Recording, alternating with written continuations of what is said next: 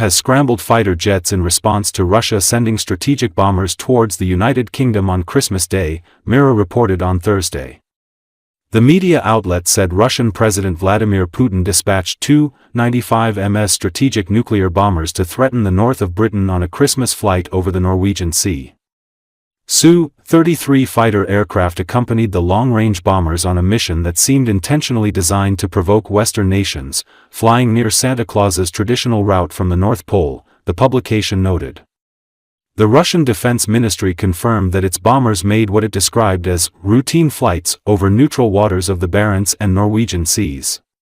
Two 95 long-range bombers of the Russian Aerospace Forces made a scheduled flight in the airspace over the neutral waters of the Barents Sea and the Norwegian Sea. The flight duration was more than 7 hours, the ministry said. The agency added that, at certain stages of the route, long-range bombers were escorted by fighter jets of foreign countries, without identifying which NATO air forces had intercepted the two 95 aircraft. Thursday's incident was not the first time Russia violated airspace and conducted provocations near NATO countries. Earlier today, the Polish Air Force intercepted a Russian reconnaissance aircraft flying near the borders of Polish airspace. In response to this, Poland scrambled fighter jets. Polish fighter jets intercepted, visually identified, and escorted a Russian Federation reconnaissance aircraft out of the area of responsibility after detecting it was flying near Polish airspace. The intercept took place above international waters of the Baltic Sea, the Polish military stated.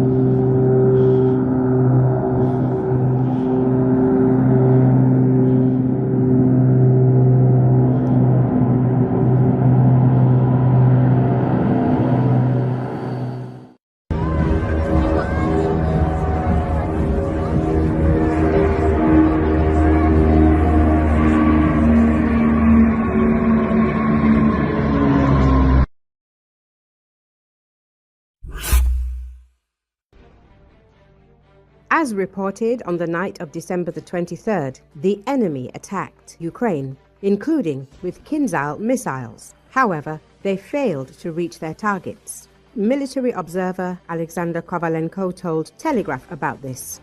He noted that there are several theories about what could have happened to these missiles. According to him, one possible reason for the failure could be the influence of Ukrainian electronic warfare systems. Kovalenko added that the Kinzhal is vulnerable to electronic warfare, especially during the boost and guidance phase, when the missile is most sensitive to external influences. The expert clarified that the Kinzhal is essentially an air-launched version of the Iskander missile, which is launched from a MiG-31K fighter jet. It has greater speed because it is launched from high altitudes rather than from land. Therefore, it also has a greater range. The missile accelerates immediately after launch from the MiG-31, making this stage the most vulnerable, as it can then influence the guidance and accuracy of the strike. The accuracy of Russian weapons at such distances is inherently subject to error. For example, enemy Iskander missiles at a range of 500 kilometers can deviate from their target by 50, 100, or even 150 meters. Kovalenko notes that since the Kinzhal's range is approximately 2,000 kilometers, an even greater deviation is possible. The expert added that it wouldn't be surprising if the missile were to be targeted by our electronic warfare systems or simply miss, falling in a field or forest, for example. The third point is that almost all the missile weapons currently being used by Russia against Ukraine are being produced non-stop at Russian enterprises in a rush. Make it, launch it, the expert said. According to him, the enemy has no time at all to conduct technical inspections, which is why a large number of Russian missile weapons are now defective. Kovalenko recalled that missiles manufactured in the third and fourth quarters of 2025 have crashed on Russian territory several times. He doesn't rule out the possibility that this could be due to imperfect manufacturing.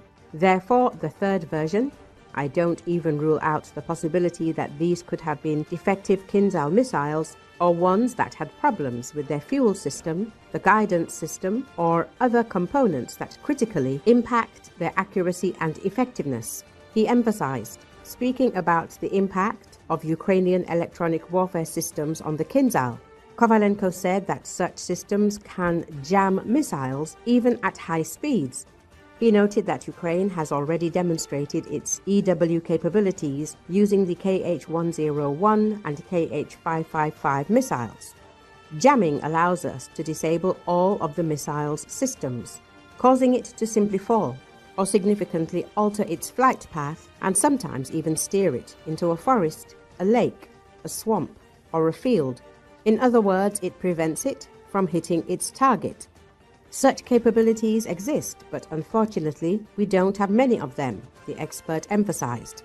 Yuri Inat, head of the Air Force Command's Communications Directorate, announced that a powerful air attack by the occupiers was repelled today thanks to the tremendous efforts of all components of the security and defense forces. F-16 fighter pilots deserve special credit for shooting down the cruise missiles. Inat added that out of 673 air attack weapons, 635 were shot down and suppressed. This is a figure that is achieved through the enormous work of all security and defense forces, all those who work on air targets, Shaheds, Gerbers, Itelmas, and cruise missiles. He noted that 34 of the 35 cruise missiles were shot down. The main credit for this goes to the tactical aviation pilots, our F-16 pilots in particular. The Air Force commander commends their work as well as the work of all components of the defense forces that joined in shooting down the remaining air targets, he said.